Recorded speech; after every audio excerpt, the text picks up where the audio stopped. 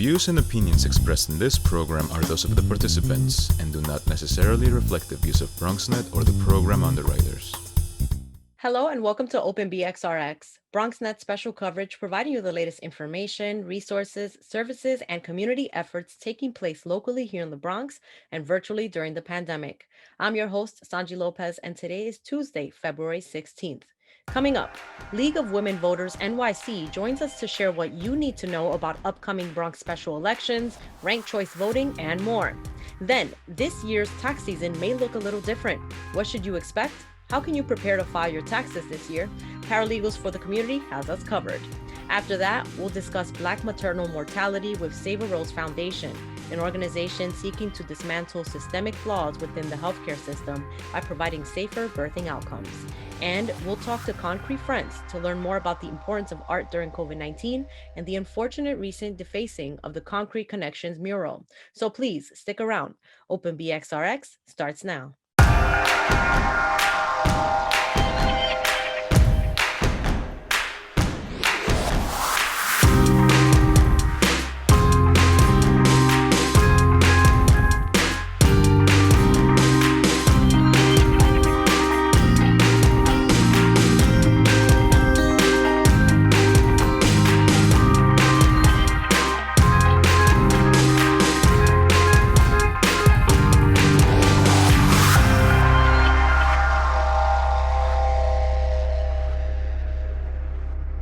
Welcome to Open BxRx on BronxNet. I'm your host, Sonyi Lopez, inviting you to get social with us at BronxNet TV on Instagram and Twitter, and BronxNet Community Television on Facebook. On March 23rd, Bronx residents will vote to fill 2 new city council vacancies. The special elections will fill the former 15th city council district seat previously held by new Congressman Richie Torres and the 11th district seat held by Andrew Cohen, who accepted a judgeship he was nominated for last year. And for the first time, New York City will use ranked choice voting in primary and special elections for local offices. What does this mean? How does it work? How will your ballot look different? Here to tell us more is Bella Wang, Voting Reform Chair at the League of Women Voters NYC. Welcome, Bella. Thank you so much for joining us today. So, Bella, first, please help us define what a special election is, why it's important to participate in these elections, and which ones exactly are taking place here in the Bronx. I know that we mentioned a little bit in the intro. So a special election happens when there is a vacancy. This varies across the country exactly how these are filled, but in New York, they're filled by actually holding an election in order to finish out the term. With some exceptions, I'm sure we'll talk about in terms of new changes of order for how we vote this year. Generally speaking, it's pretty much the same as any other election. You show up and you select the candidates that you prefer. In this case, like you said, they're city council seats. So there was a vacancy opened up because the individuals that were holding those seats have moved on to other positions. So we have a lot of candidates up who are interested in taking over. Thank you, Bella. And starting this year, of course, New York City will start using ranked choice voting in primary and special elections for local offices. What exactly is ranked choice voting and how does it work? You know, a lot of people are going into these booths and they're going to be surprised by the way their ballot looks this year, no? Yeah, I think, it's actually helpful to look up a ballot beforehand, which I think you can do actually if you go to vote.nyc, which is the kind of portal that the New York City Board of Elections has for everything. Basically, you're going to rank up to 5 candidates, which is important because in I think one of these 2 races, quite a bit more than 5 candidates. So you don't have to rank all 5. It's basically a tabulation system that says if your first choice is not one of the most popular choices, then your second choice kind of becomes your vote, basically. So the tabulation system basically just ensures that kind of your favorite person, you rank them 1 through 5 or 1 through 4, as many people as you want. You don't have to rank all 5 if you don't want to. The kind of most popular person that you rate on your list closest to the top will be your vote, basically. Got it. Okay. So it's, of course, a ranked choice voting, process. Yeah. So they've got rounds. So basically it's like, they basically do elimination. So first they eliminate the least popular candidate, and then those people have their votes transferred to their second choice, and you go until you get a majority. Bella, I did read online that folks can still vote for just one candidate if they prefer. Is that true? And do they have to use the ranked choice voting process? No, I mean, honestly, if you only like one candidate, only rank one candidate. Right. Thank you for clarifying that. Could you remind us of the different ways in which Bronxites can vote this year? Yeah, so there was a big turnout last election, so I'm sure a lot of you are kind of familiar with the changes that have happened. You basically have 3 ways to vote.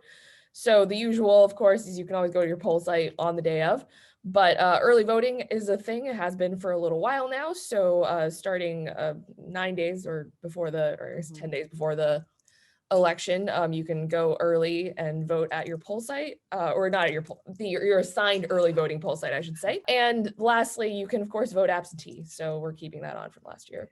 Right. I'm actually glad that you mentioned the early voting poll site. A lot of people were a little confused about that too last election season. It's not always the same as your actual voting poll site on the day of elections. So it is worth, looking up where that ballot location is, in case, you're not sure. And I guess they can also do that on nycvotes.com, Yeah, Bella.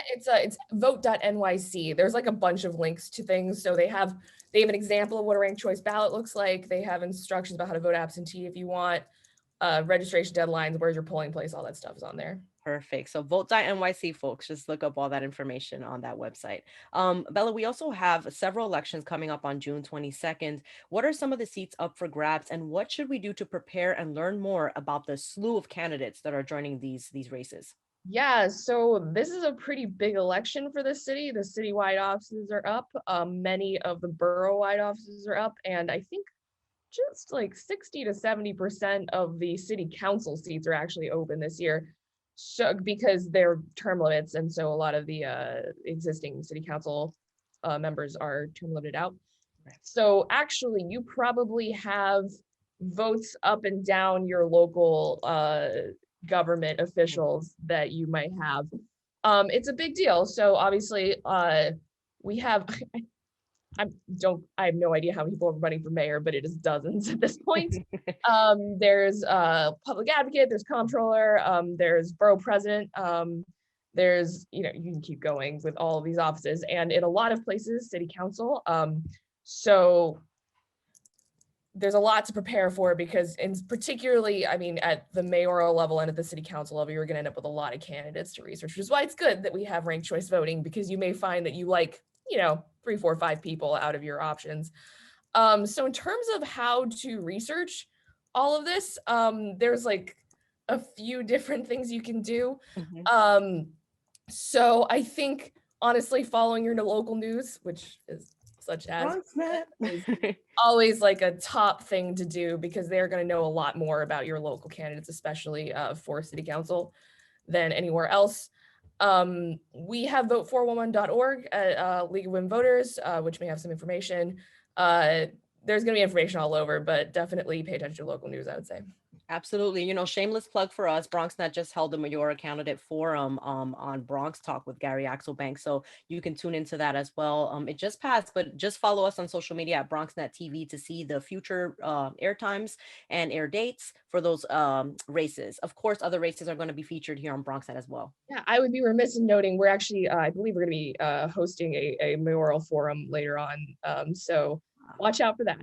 Yes, another shameless plug. And that IG to find out more information is LWB NYC, right, Bella? That's right. All right, got it. And another thing I wanted to ask is, this year, New York State is holding a closed primary. What exactly does this mean, and how will it affect voters? Yeah, so the New York system means that you have to be registered with your party before you participate in that party's primary for the most part. So if you want to participate in the Republican primary, you have to be a registered Republican. If you're a registered Democrat, then you can participate in the Democratic primary. This is notable because a lot of people are not necessarily registered with a party. The June primaries are a big deal, because that's, by the time you get to November, you may only have 2, 3 candidates left in the race. This is where you get to see all of the people that might be involved. But I should mention, ranked choice voting is for the primary only. So that's also something that we should definitely mention here. So basically, you should make sure you register with a party if you plan to vote in the part where most of the candidates will be. Which reminds me, the deadline is Valentine's Day, which is coming up very soon. So you should definitely, if you are not registered with a party and you do want to vote in one of the party's primaries in June, you need to get on that soon. So vote.nyc. Got it. Thank you. And when is the voter registration deadline for the upcoming elections? How can people register to vote or check their registration status today? Yeah, so I'm gonna send you the same place, vote.nyc. They have a bunch of different links. So there's one for like, where's my poll site? There's one for like, am I registered? There's one for how do I request an absentee ballot? So there's a bunch of different links on the website. But in terms of registering to vote, I'm just gonna pull that up because I don't know what those dates are. No worries. So for the special election in the Bronx in March, the last day to register is February 26th. Okay. So you got a couple weeks, but you should get on that. Same website as I've been saying. And then for the, and you have a little bit of time after that, I should say, to request an absentee ballot. You have until the 16th of March, looks like. And then for the June primaries, so again, party change deadline. That's if you're already registered, but you need to change your party, Valentine's Day. If you are not already registered, May 28th. Once you've done that, absentee you until June 15th and the election. Alrighty. Hopefully the voters have registered before Valentine's Day for that one, because this is airing after. So I hope, yes, but you still have time for the March 23rd election to register on February 26th. Bella, from the League of Women Voters, New York City observations, how has voter turnout changed due to the coronavirus? Has it gotten better or worse? Yeah, so I think that honestly it's a little bit hard to say because the last election, which is, when people were voting, last year saw a lot of very active civic activity from all around the country, including New York. So I don't know how much of that is coronavirus versus anything else that might have been happening, but I will say people really got the message, I think, about voting absentee as a way to, not have to be in person and worry about coronavirus. So, I think I'm hopeful that this year that level of civic activity will continue as we go into these local elections, which are much lower turnout, and they're an off year. People don't necessarily think about it. You have a much smaller pool of voters. Right. So I'm hopeful that a lot of the people who came out to vote this last year will stay and continue to vote again. And that they'll continue to, use absentee, which we now have much better infrastructure for in terms of being able to request and then mail. Absolutely. Thank you so much, Bella. Again, I know League of Women Voters is going to help our Bronxites and other people in New York City learn and, stay educated on voting. Finally, how can folks stay informed about upcoming elections through you, League of Women Voters, any social media numbers, etc.? Yeah, so luckily everything has the same 6 letters, so that helps. So we are LWVNYC, which stands for League of Women Voters of New York City. So lwvnyc.org is our website. Our Twitter handle is @LWVNYC, same for Instagram, same for Facebook. So you should be able to find us. Thank you so much, Bella, again for joining us today. Thank you. Bella Wang is the voting reform chair at the League of Women Voters NYC. Again, special elections here in the Bronx for districts 11 and districts 15 are taking place on March 23rd. You can register to vote by February 26th. For more information, visit vote411.org, and you can also visit vote.nyc. We'll be right back.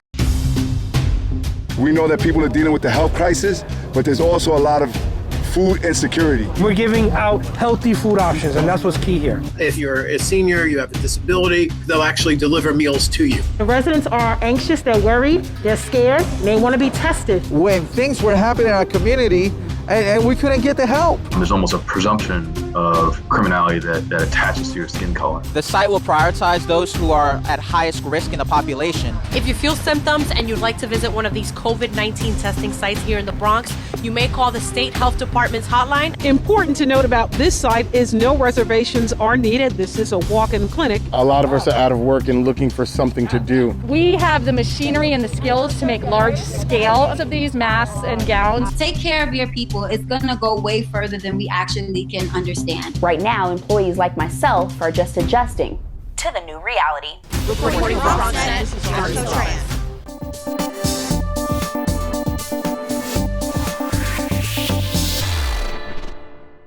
Welcome back.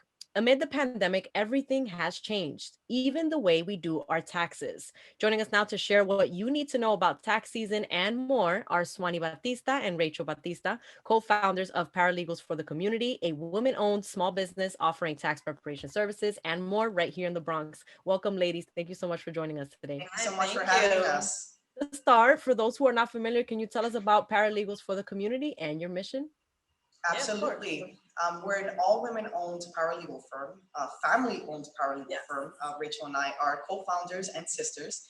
And we have two conveniently locations. We have one here in the South Bronx and a recently opened location in Union City, New Jersey. We offer an array of services. You mentioned a few of them, from immigration to divorces to the general public and solo practitioners. We've been operating for about 3 years now. Going on 3 years. Going on 3 years. And we're very, very happy to be here.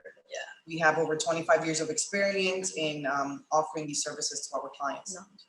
Thank you, ladies. And how have things changed due to the COVID-19 pandemic? As you said, it is a small business, women-owned, Latina-owned. How are you ensuring also that clients have a safe space during these times in your office? I want to say a good 6 to 7 months during the pandemic, our core business was affected.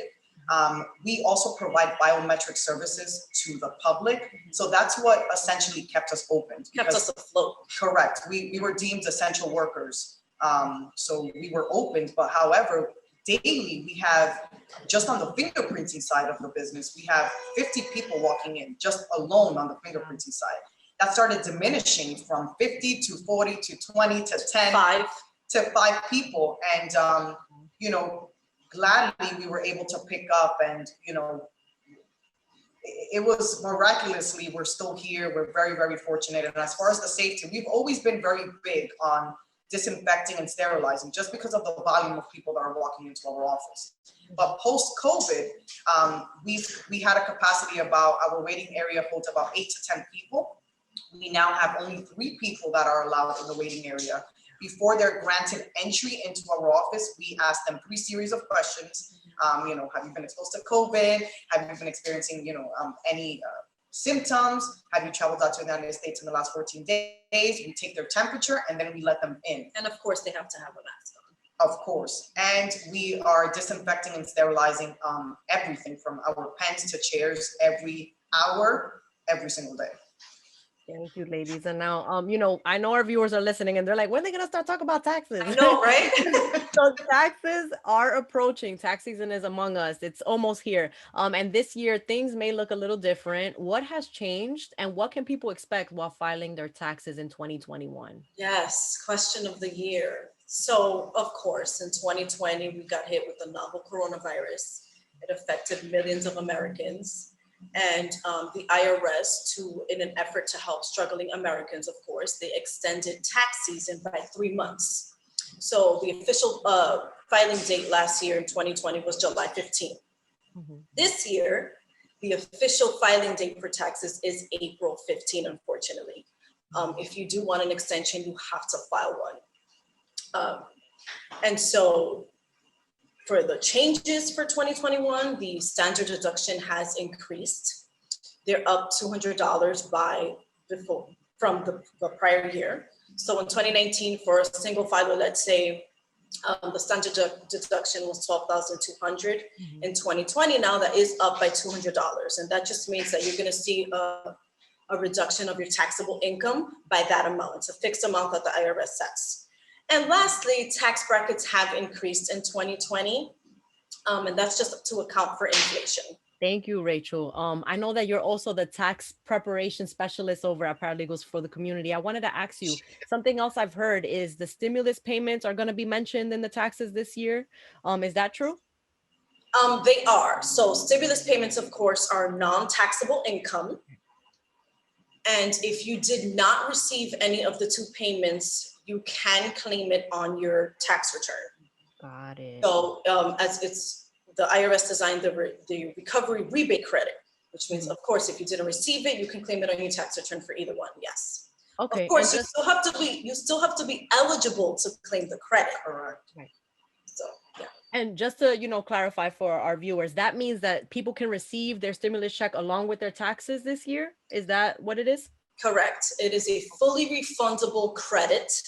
So you can, on top of your regular refund, you will be getting that credit on top of your regular refund. Correct. Copy. Thank you for clearing that up. A lot of people were also unemployed last year, Rachel. How is receiving unemployment benefits going to impact people during this tax season? That is a great question. Yes. And a lot of viewers do want to hear the answer to that. So in 2020, of course, if you were part of the millions of Americans who lost their job due to the pandemic, you turned to unemployment insurance, right? But unfortunately, unemployment insurance is taxable income. And I always recommended my clients whom I helped file last year to, unemployment, you have to elect for taxes to be withheld from your benefits. It's not automatic. So I always recommend to have your taxes withheld from unemployment. And how that affects a lot of Americans is that a lot of people didn't have those taxes withheld from their unemployment benefits. And unemployment insurance is 100% taxable income. So if you did not have your taxes taken out of your benefits, you are liable for those taxes come tax season.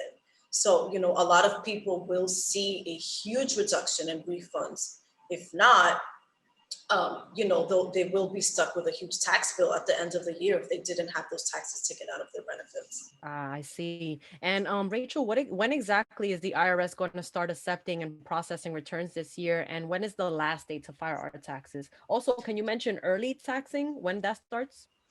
So the IRS is open for e-filing returns February 12th. Which is this Friday. So that is so that is when they are open to accept all returns electronically, of course. They already started to accept mailed in returns, but this is specific for e-filing returns. And again, like I mentioned, the last day to file your taxes is April 15, 2021. If you need more time, you do have to file an extension. It is not automatic like last year. Got you. And starting on February 12th, can folks go over to Paralegals for the Community for services for e-filing? Yes, absolutely. We have made it very convenient now for folks to come and get an appointment. If you find us on Google, you can send us a direct message from Google. You can make an appointment online from Google. We have now enabled the live chat on our website. So you can head over to our website. If you have any questions or want to make an appointment, you can ask one of our agents who are available 24/7. So, and of course you can always call us to make an appointment, but I am open to accepting appointments now. Thank you, Rachel. Swannie, I would love to have you chime in and just tell us about the other amazing services that you offer to your clients. Are you offering any services virtually or over the phone? I want to mention that I've definitely gone into Paralegals for the Community for notary services before, and I love the service. You have a 5-star rating on Google. Like, come on, you're doing something right. Yes, no. So prior to the pandemic, we were always offering, FaceTime for our elderly population that couldn't physically come into our office, just because when it comes to the elderly folks, we have a lot of clients coming in from Dutchess County, Putnam County, and coming out all the way to the Bronx, it wasn't feasible for them. But now a lot of people still have that fear, of coming into the office. So we are offering Zoom meetings, consultations by email, by phone, you name it, we're doing it. We're all about client convenience. So, and of course, ensuring the safety of our clients. So we actually have a very special announcement. We recently launched a very unique membership. There's a lot of benefits and perks for our clients that offer for a very small amount monthly, very affordable, because our mission is to help clients gain access to affordable non-attorney services, okay? By educating, as you know, our clients. So we created, it took us months to do so, a very unique membership where the clients, if they sign up, they could easily sign up to our website. On our website, it includes unlimited notarizations, and this includes you and your partner, and it doesn't even have to be your spouse. It could be just your boyfriend or girlfriend. Right. Unlimited document review up to 10 pages. That includes all consultations on any matters. You could call us, text us all year round, and this will be part of your membership.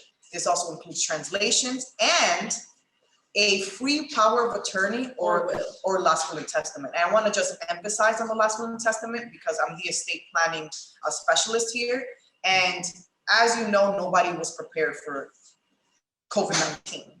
Okay, not only were people affected and are still being affected post-virus, but a lot of people unfortunately passed away. So what did that do for families? That left families not having a legal document, a legal instrument that actually lays out their assets and to avoid conflict between families. So, you know, part of this membership, you're getting a free one. So I think that's one of our most, you know, valuable and important perks of that benefit. Yeah.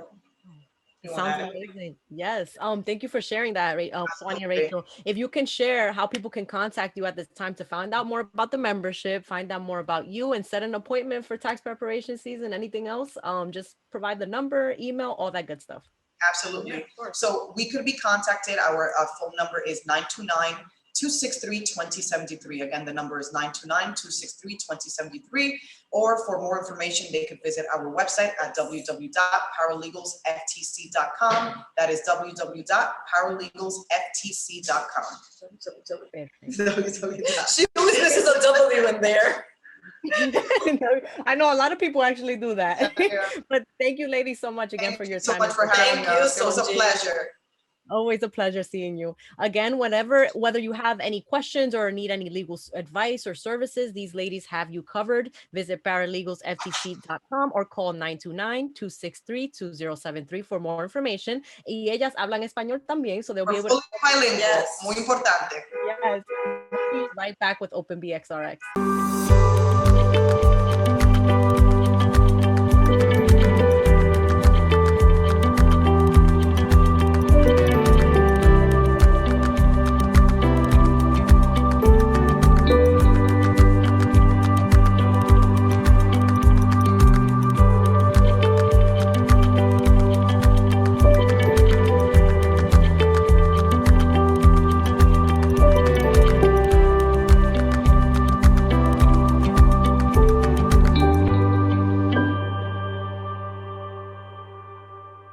Who's most at risk for coronavirus?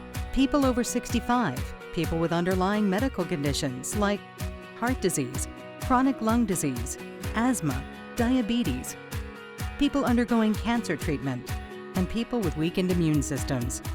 What should you do if you or a loved one is at higher risk?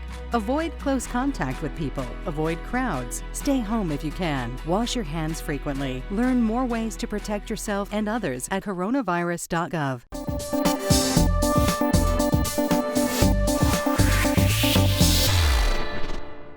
Welcome back. According to the CDC, nearly 60% of Black maternal deaths are preventable.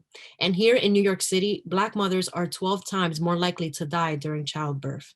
To combat these numbers, saveArose Foundation was established in honor of Amber Rose Isaac, a Bronx mother who tragically passed at the height of the COVID-19 pandemic after having complained about care at a local hospital. Amber would have turned 27 years old this February 23rd.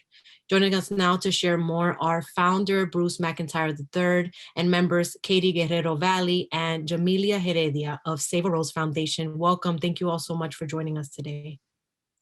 Thank you for having me. Thank you for having us. Of course. So to start off, can you please tell us about saveArose Foundation and your mission? Sure.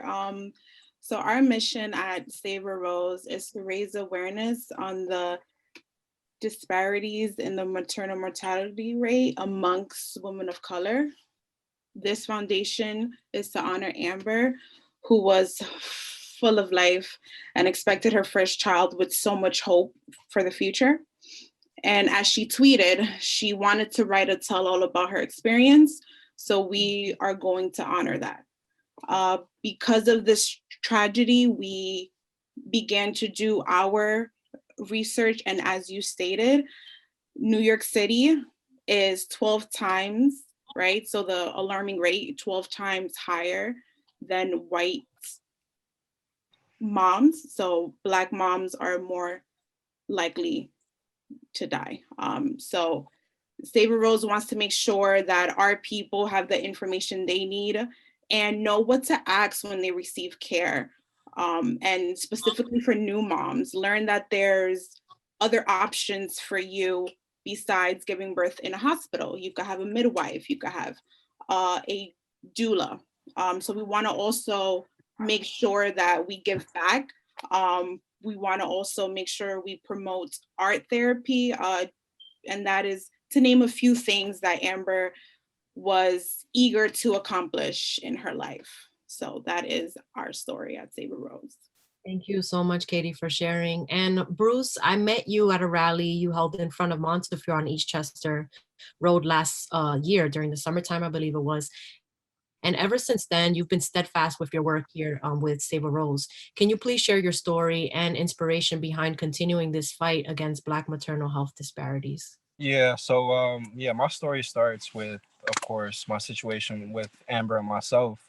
My fiance, Amber Rose Isaac, passed away on April 20th, 2020. And this was due to an emergency C-section that stemmed from medical negligence. You know, her health was starting to deteriorate in December of 2019, and we weren't made aware.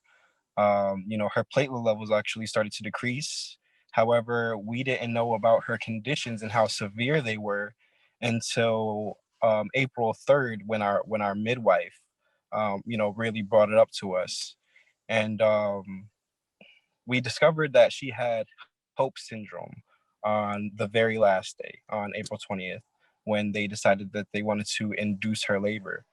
They induced her labor a month and 10 days early, and she was actually forced to do the C-section because she had no other option due to they weren't acting accordingly, and she was being neglected for months.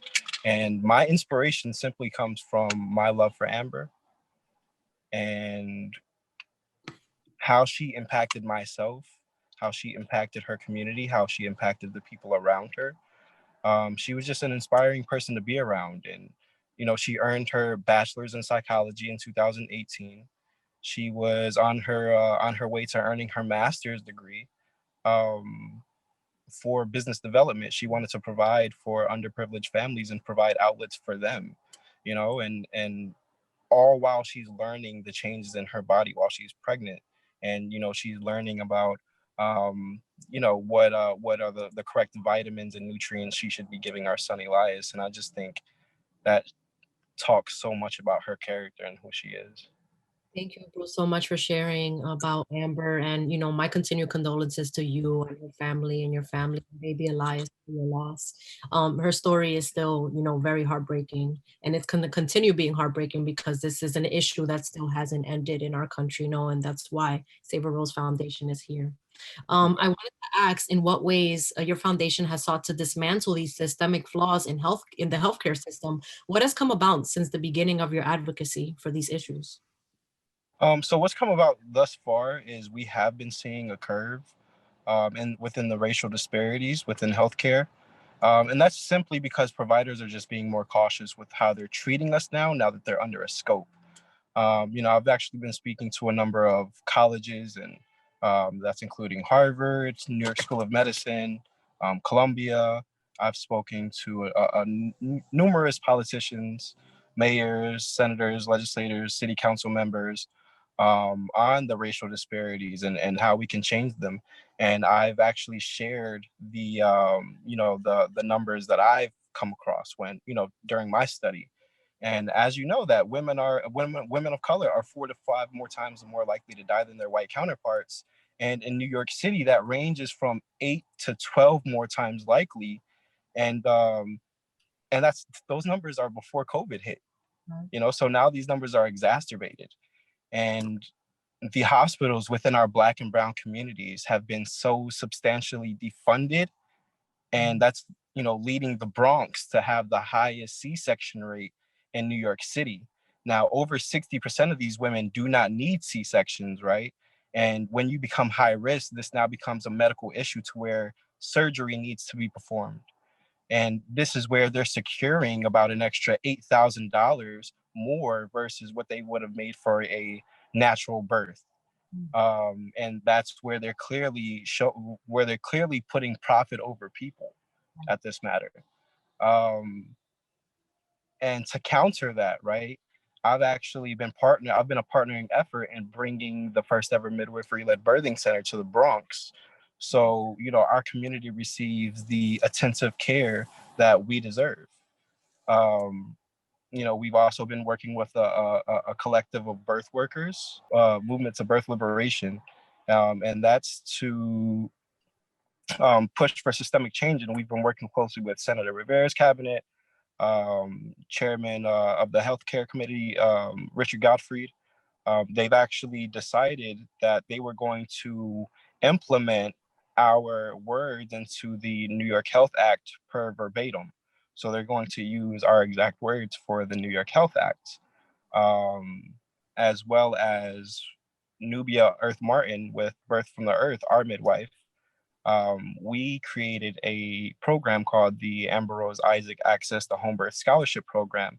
And what this program does is it offsets the cost of insurance premiums. We cover what insurance does not cover. And, that's to get, the mothers more attentive care, and make this more accessible and affordable to the people of our community. Wow. Oh my gosh. A lot of accomplishments and a lot of great things happening over at the foundation. No, thank you so much for sharing that. But of course, those triumphs were not without challenge. I want to turn over to Jamilia and ask her what some of the challenges have been in your journeys in addressing these disparities publicly, specifically, not just against a big institution like Montefiore, but globally against the racist health system as is. So some of the challenges are the lack of awareness about the maternal health crisis, right? So people not being aware or even really knowing about it. And one of the real challenges has been the lack of support, needing more than just the birth workers to care about the issue, right? So we need other people to know about what's going on and to care about it so that we can get bills passed, so that we can get more resources, more funding. All of those things are extremely important. And this is and has been affecting families for generations. It isn't something that has just occurred. This treatment has been longstanding since even the 1800s, when there was a stigma made to believe that African Americans had thicker skin and were more tolerable to pain. So doctors and people in the healthcare system having these implicit bias based off of what they learn in medical school. And some of these things are still being practiced in medicine today. And so that just goes back to and ties into it being connected to deeply rooted systemic and structural racism that affects the Black and Brown community. And not just in medical institutions, but as well as in policing, housing, and education. So those are just some of the challenges we're facing. Thank you, Jamilia. Turning back to Bruce, in 2019, now Vice President Kamala Harris reintroduced the Maternal Care Act, a bill tackling racial disparities in maternal health. How do you feel about this act, and what will it mean to Black mothers, and what is needed to push it forward? I'm personally glad that she is partnering with Lauren Underwood for this act.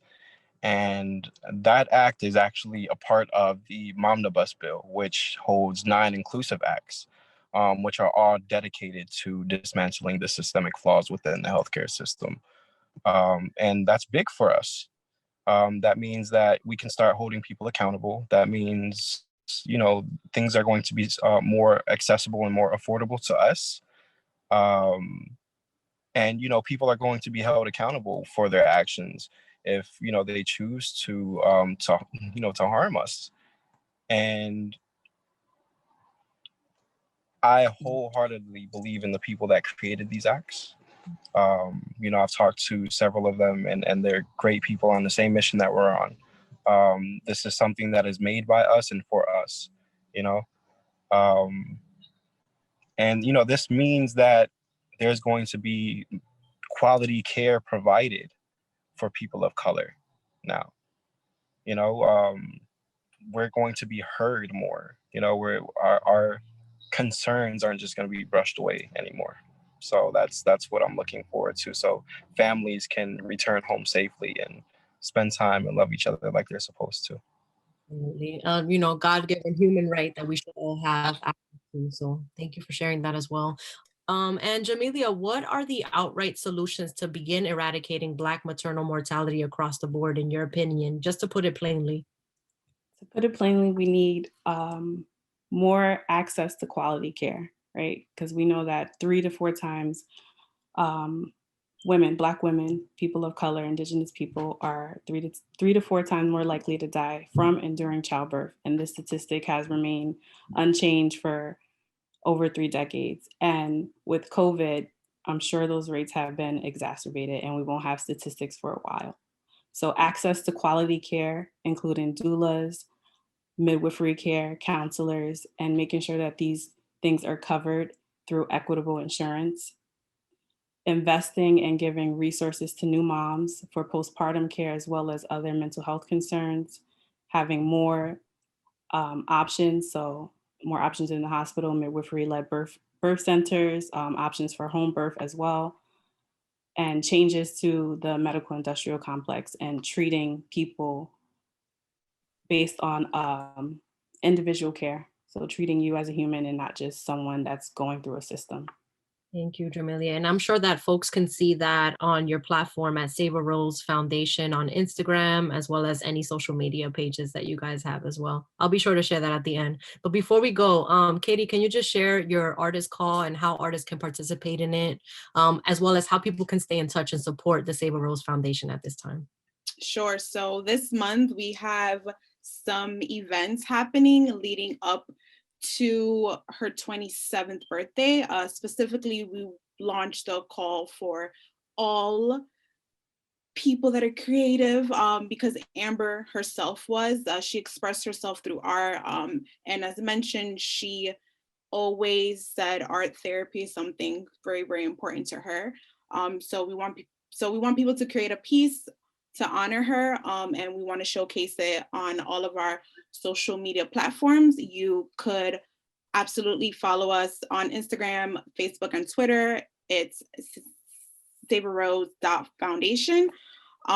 We also have a fundraiser going on for this month as well. You could go to our link tree that's in our bio on our Instagram page, as well as use that platform to stay up to date to what we have going on.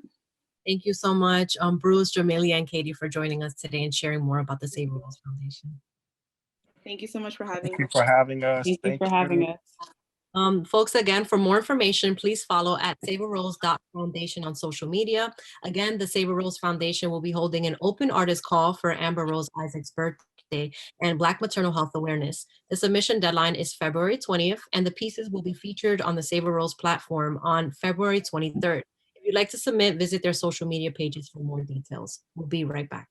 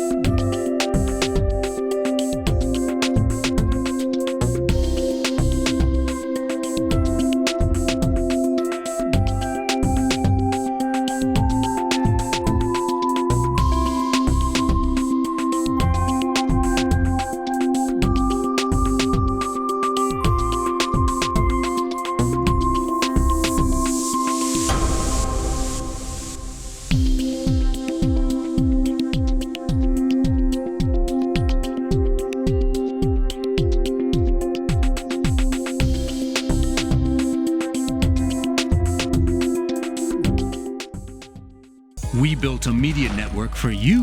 BronxNet TV.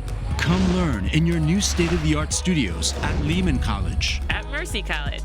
And coming soon to the South Bronx in the Hub. Inspire with your stories, culture, history. Your Bronx on BronxNet. Engage with us. Connect with us at your channels and at BronxNet.tv. Learn, engage, inspire. BronxNet TV. From the Bronx to the world. BronxNet.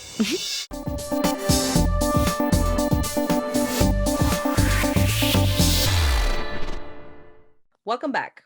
Last year in December, the Health Department, in partnership with the Department of Transportation's art program and the local community, announced the installation of a new mural called Concrete Connections. The mural was recently vandalized, and in response, Concrete Friends held a community conversation on public art during the time of COVID-19. Joining us now to share more about this conversation and the mural is Mundo of Concrete Friends. Ed, thank you so much for joining us today. Thank you. Thank you for having me and having this be a discussion. Of course. No, it's super important. First, to start, for people who are not familiar, can you tell us about Concrete Friends and your mission? Absolutely. So Concrete Friends, we're a collective of Bronx residents, only a handful of us.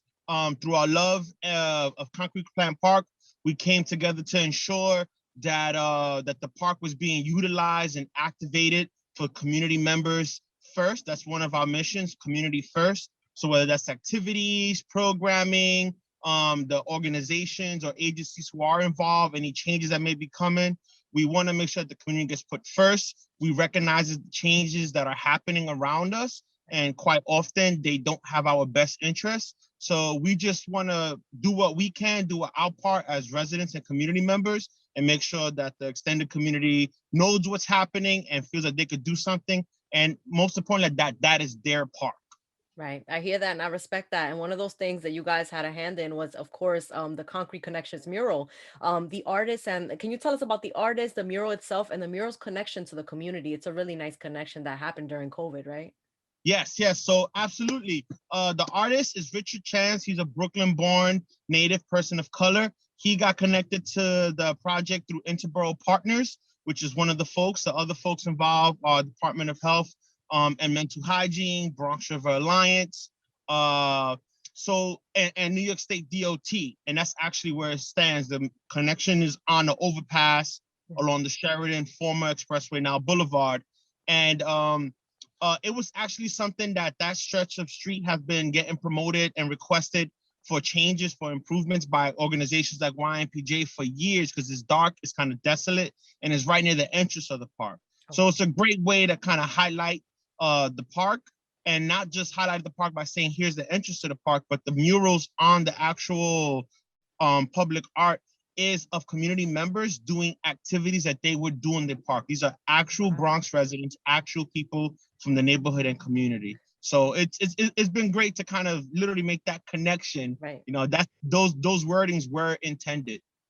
I see what y'all did there. But they did that. Recently, though, Mundo, something that Concrete Friends shared is that unfortunately the Concrete Connections mural was defaced. What exactly happened, and what were your collective thoughts as a group when this happened? So it's gotten defaced a few times. It's been, I believe, like 3 different instances with graffiti. The first time, we don't understand what the person who did it was trying to communicate. The symbols or whatever they drew weren't really understandable, which also highlights the importance of that art, and having beautiful spaces is an aspect of how you feel mentally and physically. The second time, it was a tag up. It was just a regular throw up tag from someone in the neighborhood. So obviously we were a little disappointed and upset that this happened. Also understanding that there's other things that are involved that we may not fully understand. How many people were told? Do these people, the person who did this, do they know this is their community members? So we just felt like we were able to have a discussion with the partners involved.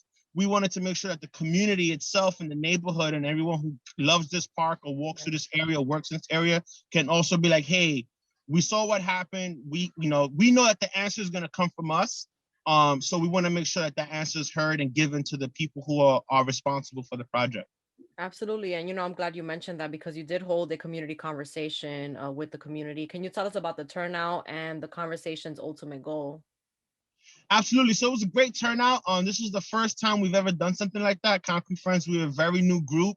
We've only been around for about 1.5 to 2 years, a little over 2 years, actually. But we're all just regular people from the neighborhood. We're not specialists. So we was like, what we would normally have done, we would have had an event in the park and invited folks and just talked to regular people. Since we couldn't do that due to COVID, we said, let's host one virtually. And we had about 36 people attend online.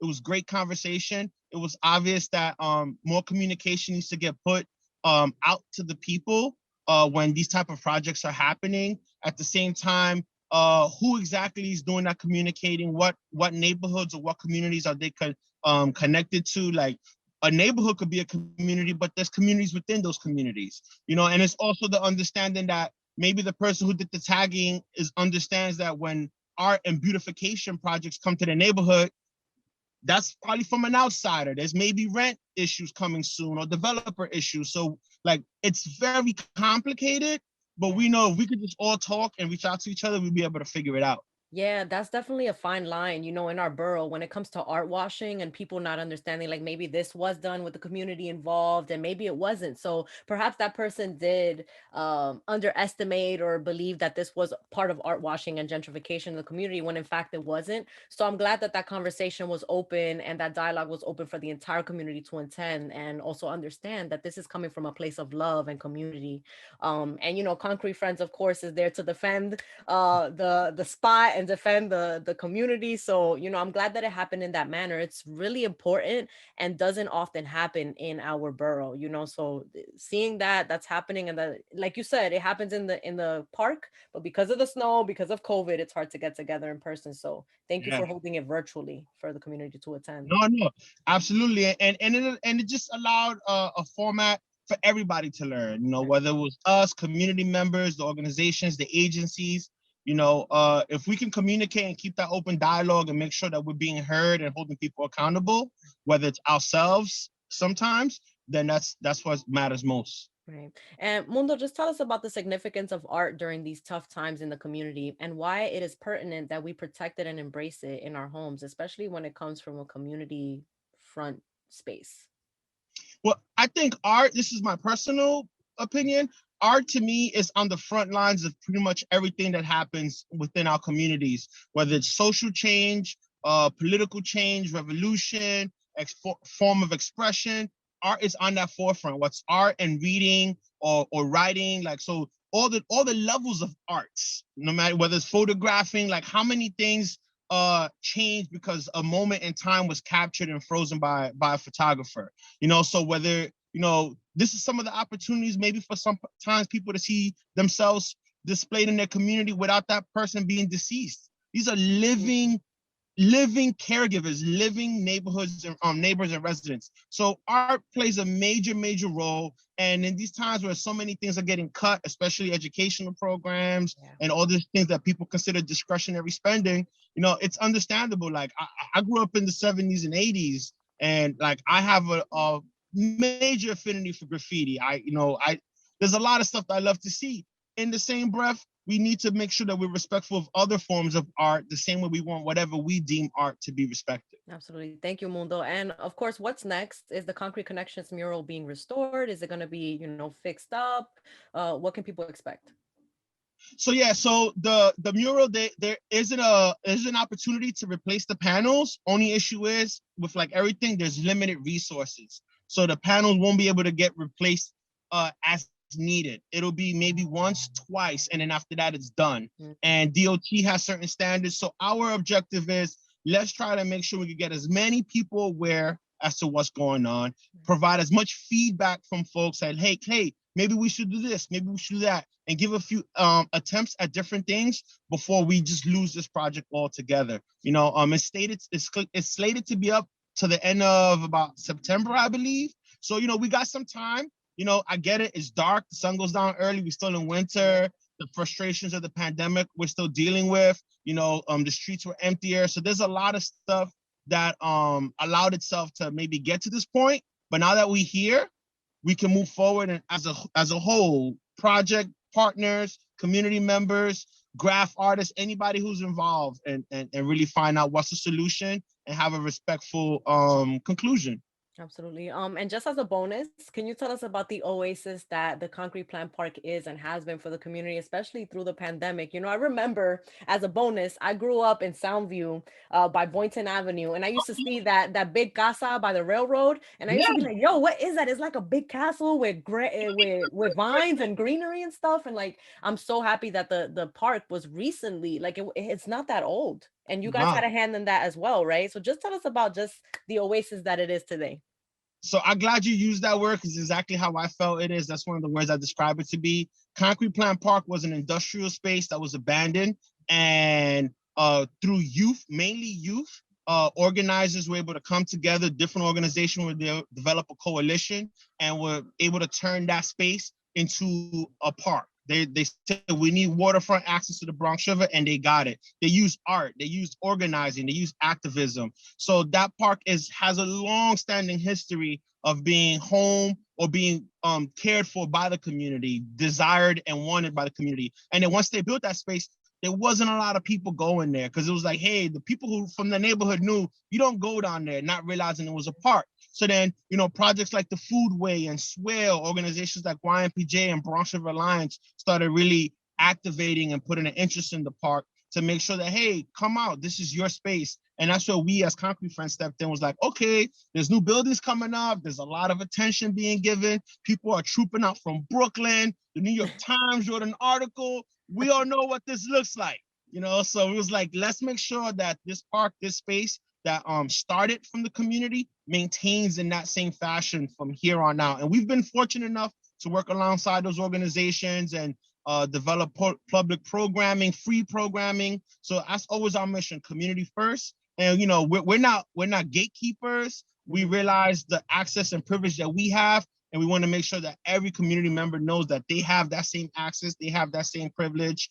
And hopefully we could just continue making use of that beautiful space. I love it. I love it too. I've been there. I've been at Swale with the floating food forest. It was amazing. There's fruit growing there, like, for God's sakes. Oh my God, in the Bronx. And I remember there was like drumming and stuff. People were drumming. Amazing. That right there, that drumming part alone, that was part of YMPJ's input and youth people's input, because they used to have the drumming circle. And that was part of the design to ensure that those kind of cultures and traditions will continue, So that almost everything in that space is very intentional. Even the silos, there was talk of bringing them down, and everybody's like, no, this is representative of our history of what the space used to be and what we had to come to turn it into what we have now. Yeah, we have so many beautiful historic stories, and Concrete Plant Park is definitely one of those places that you can learn so much about. Finally, Mundo, before you go, please invite people to visit Concrete Plant Park and get connected with you at Concrete Friends, learn about future conversations, et cetera, et cetera. Yes, thank you. Thank you for this opportunity. Concrete Plant Park is located right along Westchester Avenue, right along the Bronx River, between Bronx River Avenue and Whitlock or Edgewater, depending where you're coming from. It's nice in between Bruckner Boulevard and Westchester Avenue. We're trying to work on signage for the mural. The mural is just south of the park. DOT is going to be putting up some signs soon. We're working on trying to get some signage up as well. We got the Foodway. It's New York City's first and only publicly grown edible garden. You can go, you can pick the forage for different kind of things, teas, just so much space. concretefriends@gmail.com is how you can get in contact with us. We're on Twitter and on Instagram as well under the same handle. And feel free to shoot us an email. We're always looking for more membership. Thank you so much, Mundo. Thank you for joining us today. Thank you. Thank you. And have a great one. Again, for updates on Concrete Connections, Concrete Plant Park, and future community conversations, you can follow at Concrete Friends on social media and visit the Concrete Plant Park. Take that 4 bus over there, take the 6 train. You got to walk a little bit, I think, but it's right there by Elder Avenue. That's all for our show today. I'm your host, Sonyi Lopez, wishing you and your family safety and wellness now and always. Thank you again, Mundo.